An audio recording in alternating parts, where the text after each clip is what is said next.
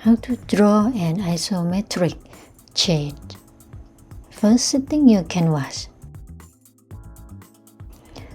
Create a new layer and set it to drawing assist. And start to draw a shade.